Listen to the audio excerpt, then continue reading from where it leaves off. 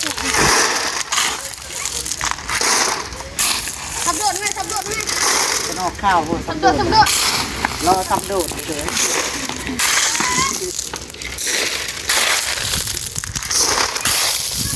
คนจ่อยบอกคนตื้อ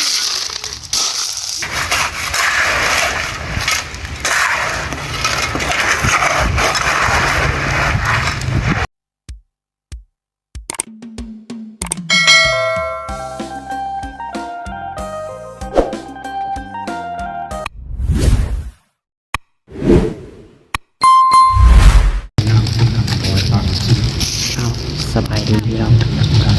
เดี๋ยวมาเมื่อนี้พี่น้องมาครอบครัวน้องมาแปลงธาตุยาพี่น้องมาแปลงธาตุยาน้องไปท้องน้องลาได้ละพ่อแม่มาเบิดเนาะตอนนี้กำลังสิเนี่ยบอกน้องลาขยับโมโหคือกัน เดี๋ยวเบิ่งไปทำกันพี่น้อง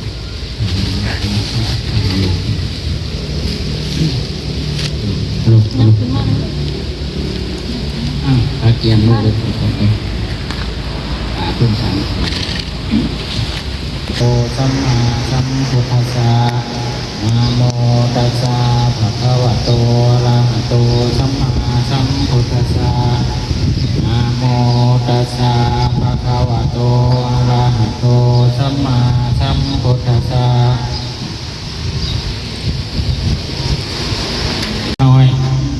อย่าไล่วายพระอาชิ้นพร้อมรวยสูตรชักและขอให้เป็นสักขีพยานให้แก่โมขน้อยทั้งหลายนานแต่โกขาคือสาธุอิมินาสกาเดนาทางพุทธังอภิปูชยามะมาสุ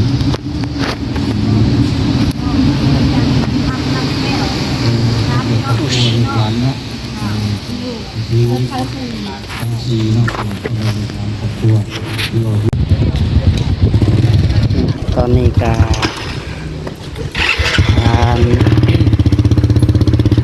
อยากพูดเป็นมาเทศก็สิบัวอันนี้พี่น้องไงแปลงเนาะแปลงทานยาโจหมอกบ่พอโยลงก่อนนับก่อน3 2ก่อนคอยนะ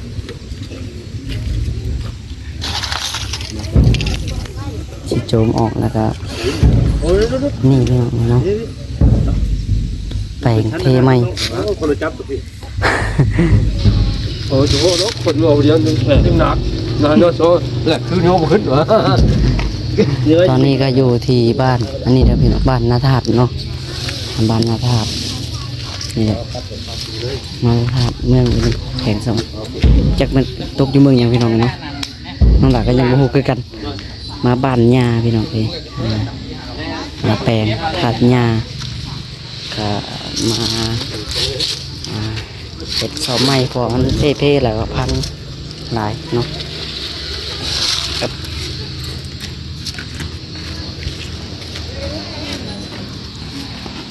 ทั้งพอกับไอ้นี่ก็น้องฟิตถอกยังขาดแต่น้องวีเป็นบริมาเป็นน้องวีกับ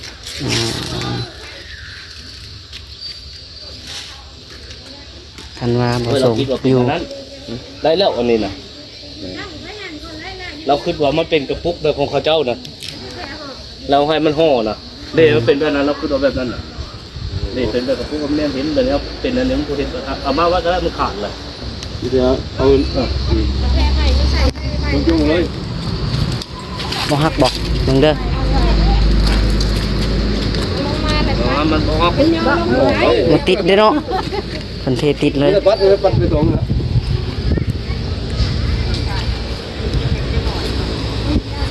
มาถ่ายแล้วเนี่ย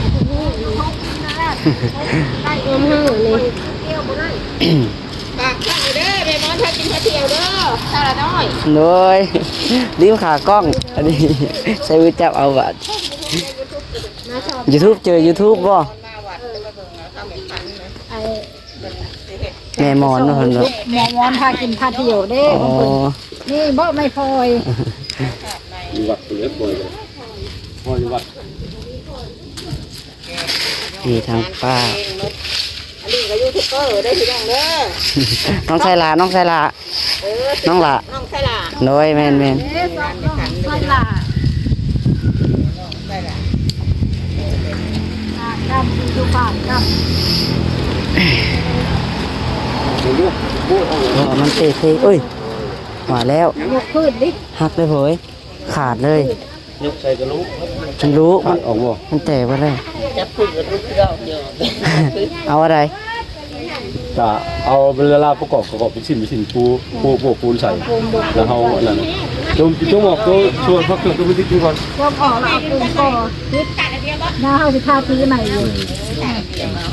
ทาสีใหม่อยู่ เอาเลย หักครึ่งเลยเนาะ อ๋อมันเป็นชิ้นอยู่เลย นั่นน่ะเป็นชิ้นอีจังน่ะจับไหม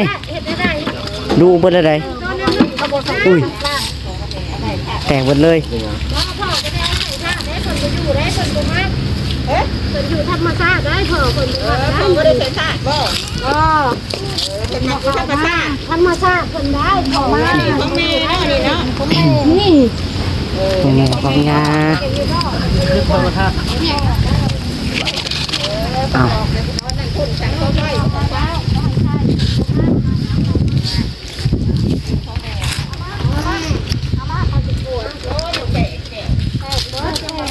มันเก่าเลย แก้แล้วเพิ่นจะแก้ไม่โกไม่ได้ในหลวงปู่เตรียม สิเทสิกอไม่ก็ไม่เอา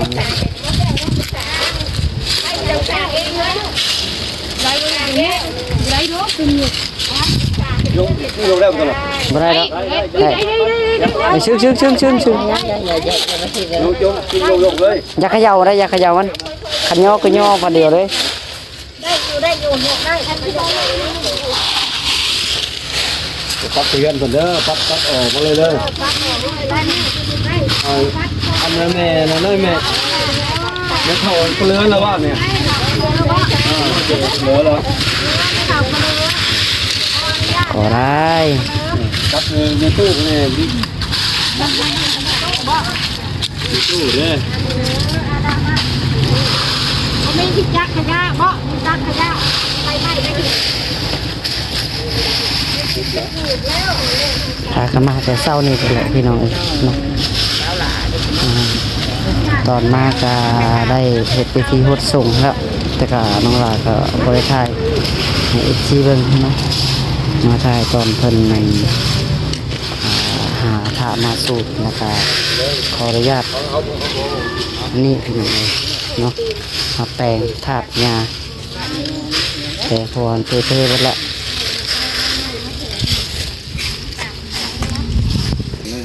ทุกวันตั้งเต้นจะโผล่มาเลย จับไปได้จะวางแผ่นเอาไว้บ่ จะต้องเต้นหนาตั้งให้ดี โรงเรียนใส่ขยะเนาะ มันคือสูงมันคือเกิดเชือกไก่กันหน่อยปัดเดี๋ยวใส่กระโหลกทำสั่มเลย ลูกหลานมาเบิดเป็นยังไงเนาะ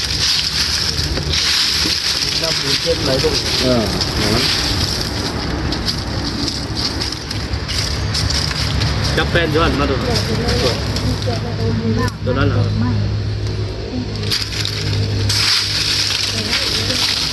เอาที่ขับมันก็สั่มกันห้องใส่เล็กเลยเอง ได้ละ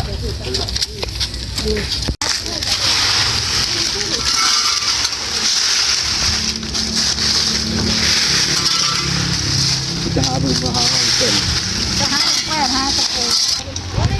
ลูกไก่ทองพี่น้องพี่น้อง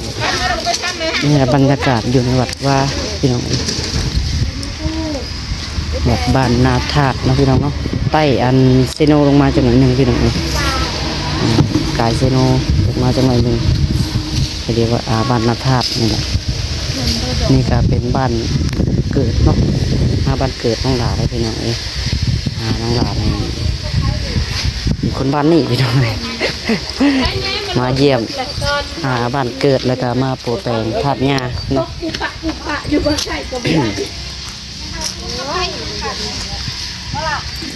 ฮะ โมเมนต์ได้มาขอคืนดูถูกเขาผ่าดันแม่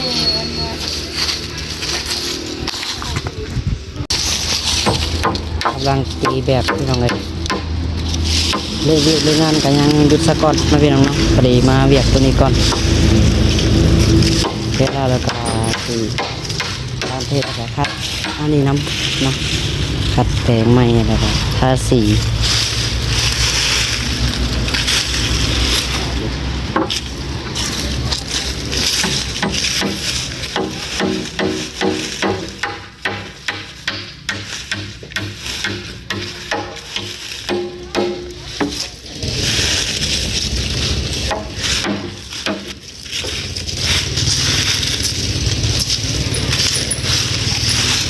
ก็เอาบ่ตัวนั้นนี่ตัวนั้นผสมกันได้เท่าไหร่ เอาโอเคตอนนี้ก็ตอกแปลงเรียบร้อยพี่น้องตีแบบเรียบร้อยมีแต่รอเทปูนลงเนาะหน้าสิเมื่อไรจะได้กลับบ่พอมื่นแล้วบ่มื่น แล้วนะเพราะว่าเป็นเทแล้วเลยจ้ะตอนแรกเขาก็ยองไว้ในมือเศร้าแล้วก็สูดเอากระดูกเข่าแล้วก็ให้หวานจะน้ำแล้วตัวเล็ก สูตรเอากระดูกก็เอาเขาไว้ในถาดแล้วก็ตักบาดยาน้ำแล้วก็แล้วเนาะมืออื่นพี่น้องมันนี่พากันมาแปลงก่อนเนาะเทใหม่ พาเจ้าหน้าที่พาเลย นี่ก็ เทแล้วก็ หลายปีพอสมควรนะได้ พาสีเลย เนาะพอหลายปีพอสมควรแล้วแตกหมดละ โอ้ตัว นี่เบิดละ ใส่เป็นเดียวแต่ ตั้งแต่เฮายังน้อยมันบ่ ปี2000 น้องหลานยังบ่ยื้อจ้ะเฮ้ย 2006กันแหละ โอ้ น้องตัวท้องเกิดน้องพี่น้องวีเกิด2007 อืมพี่น้องหลานก็ประมาณปี2 ปีเนาะ เนี่ยประมาณปี2 ปีนั่นแหละ กลับมาบ้านเกิดได้พี่น้องเด้อเนาะ ของน้องวีเกิด น้องวินี่ น้องวีก็เกิดเลย อืม เกิดมาจนถึงปี ไว้ก่อน เนี่ยเอาไว้แล้ว แต่ว่าเขาเรียกว่า ของเขาเผาวันเกิด ฮะ เดี๋ยวเขาไว้เขาเผาวันเกิดเนี่ย มันได้พออันใด เขาเผาวันเกิด โจมไปว่าอยู่คนก้อนเขาบอกว่าจะเอามา เนี่ยเพราะว่าว่าโตแล้วกันตรงนี้เราจะไปเจ้าว่าอยู่ที่ไหน ถือไปแล้วแหละ เราเลิก โอเค เอาไปว่าความเป็นคนคนนั้นเอง ทางงานไอน้องทางพ่อเนาะ โอ้ปุ๊บ มีทาง อัน แล้วก็ป้า น้องอัดกับเจ้าหน่อยลำเลียงน้ำน้องอัดมาเรื่อยๆกับเจ้าหน่อยเลยสับกันเนี่ย เตรียมมาผสมสนุกไปไปที่มันอยู่กันเบิดมือแล้วพี่น้องเอ้ยมื้อนี้เนาะเบิดมือนี่มื้อพี่น้องเอ้ยเบิดมือ2 มื้อในนอนข้างคืนอยู่พี่มื้อคืนมื้อแรงเนาะนอนอยู่พี่นอนอยู่พุ่นแหละแถวเฮือนอาพุ่นแหละพี่ แบบว่าผมกำลังตัดตัวสั่น อืม ไปที่รอบตัดรอยบัตร กำลังตั้งเทใหม่เนาะเฮ็ดใหม่เป็นตาแน่นอยู่หรอกว่าอยาก100%นั่นแหละ โอ้มันตีมือโผล่ได้ตีขึ้นได้ตีมือสั่นกำลังขึ้นได้แล้วเวลาลงมาเอาเชือกมัดโยงกันลงหลบแล้ว ชัน สั่นเล็กตะกี้ขึ้นมุงได้ลบได้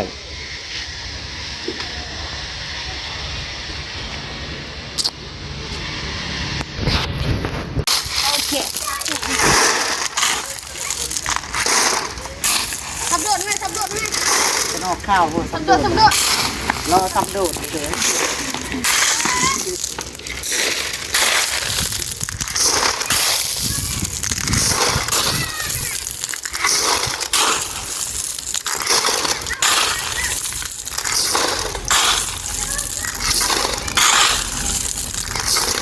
โยไปประมาณ4 ล้อ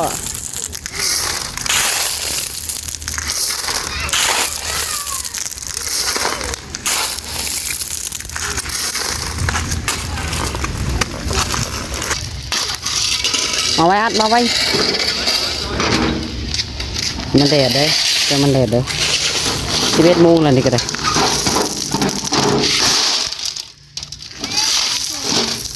กระโดด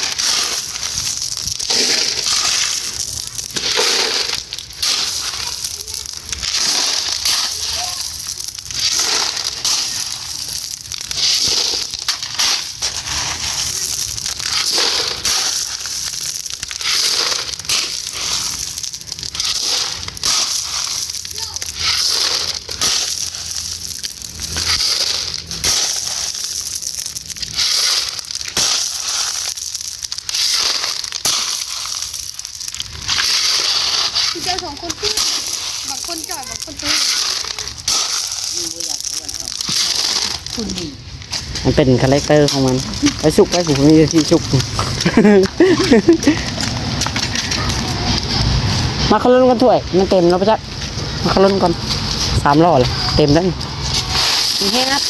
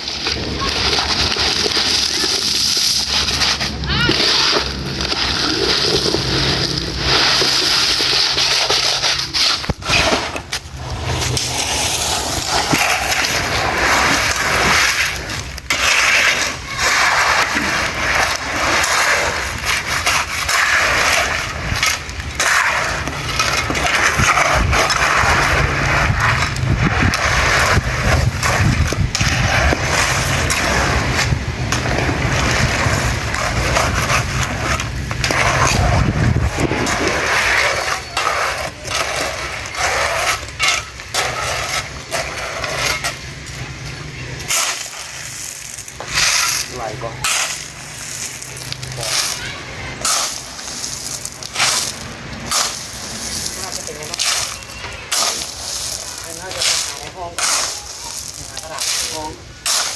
นี่กระเป๋า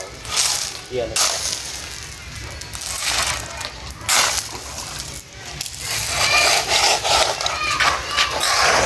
อะไร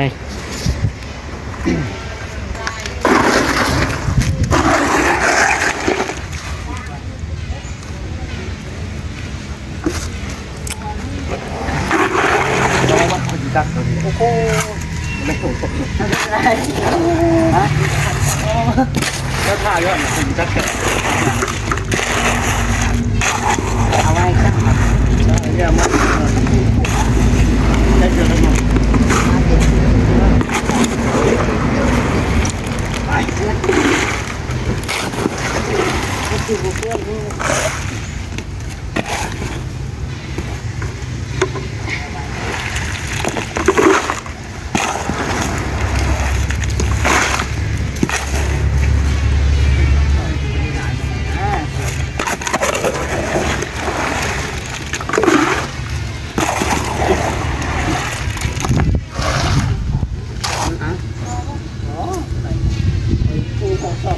ตับเอาถึงได้นั่นแหละ ถ้ามันโง่แล้วมันโง่แล้วยังขึ้นใช่ไหมโอ้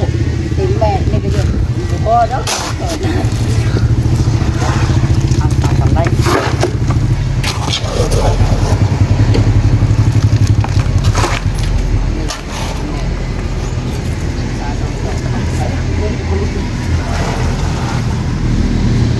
เอาบ่สูตรนี่ ได้เรื่องอะไร มานั้นนี่ ได้ เรื่องอย่างโตมาแตกกับปลาเลย ก็ต่ำเพื่อบอก แต่ว่ามันก็บ่ต่ำมันเชื่อต่ำกับบ่ต่ำบ่เทนี่ขึ้นมันสูงหรอ เพราะว่ามัน เราบ่เป็นว่าเราคิดแต่ละ ชื่อไม่มาพอนั่นนะบอกชื่อไม่ บัวเก็บของเก่าครับ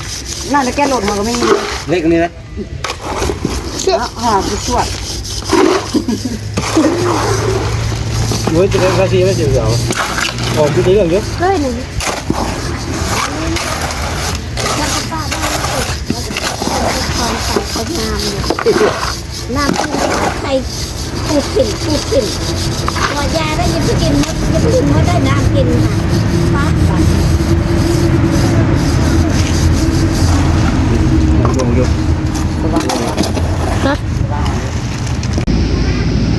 ผีใหม่ลายมือพี่น้องเสียนน้องเลยทองน้องหลายก็น้องเลยทองทางเนาะ ตอนนี้ก็ยังบริเมื่อพี่น้องเลยอยู่บ้านนาธาตุคือเก่าเนาะเอาจังไรก็ได้คลิปนี้ก็ขอตัวไว้ก่อนพี่น้องเลยถ้าแล้วเลยก็สิมาหาพักผ่อนอยู่เพื่อนเนาะนอนอยู่เพื่อนเลยพี่น้องมื้อนี้เอาจังไรก็อยู่ดีมีให้ทุกคนพี่น้องเนาะบ๊ายบายสบายดี